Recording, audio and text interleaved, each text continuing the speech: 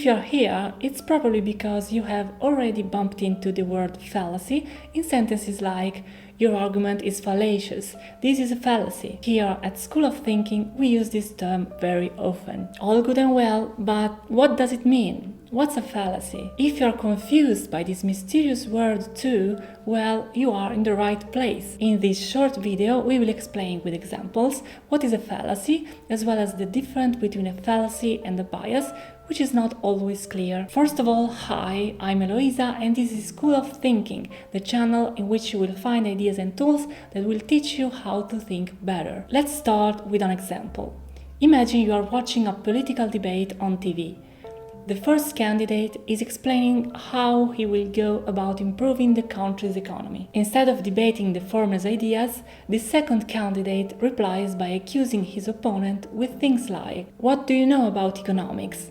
How many companies do you own? If you are not an entrepreneur, then just shut up." As you have probably already guessed, the second candidate isn't just being rude, he's also committing an intentional fallacy. This fallacy in particular is called Argumentum Abdominum. Instead of debating the argument, we attack our opponent and imply that if our opponent isn't credible, then neither is their reasoning. And this is generally wrong. No matter how negative someone's personal character might be, it doesn't automatically invalidate their ideas. Therefore, no matter how correct it may seem, an argumentum ad hominem isn't valid from a logical point of view, and that's why it's called ad hominem fallacy. Generally speaking, this is what fallacies are.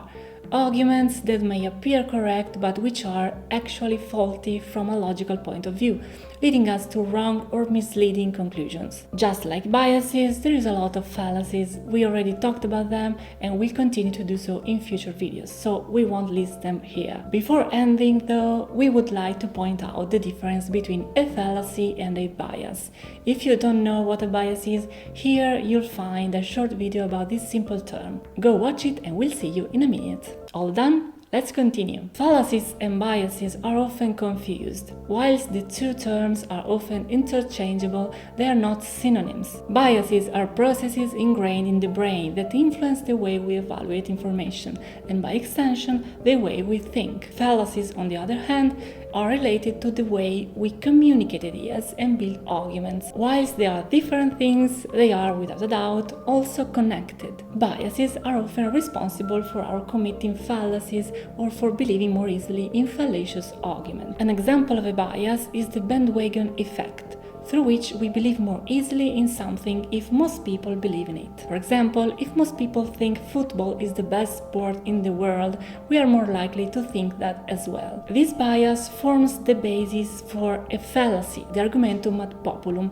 which happens when someone debates by appealing to the popularity of an idea. Football is an amazing sport, proven by the fact that it's followed by millions of people. This is a fallacy, because popularity in itself doesn't mean anything. Still, this kind of fallacious argument sounds reasonable precisely because we are influenced by the bias called bandwagon effect. If we are not trained, spotting this kind of logical errors is not so easy. Alright, I hope I explained the difference between fallacies and biases, and I persuaded you that studying fallacies is a useful practice to spot logical errors in our and other people's reasoning, especially considering that politicians often consciously use fallacies as propaganda. If we piqued your curiosity, click on the like button and let us know in the comments if you want us to talk about a particular subject. We are open to requests. Thank you and see you in the next video.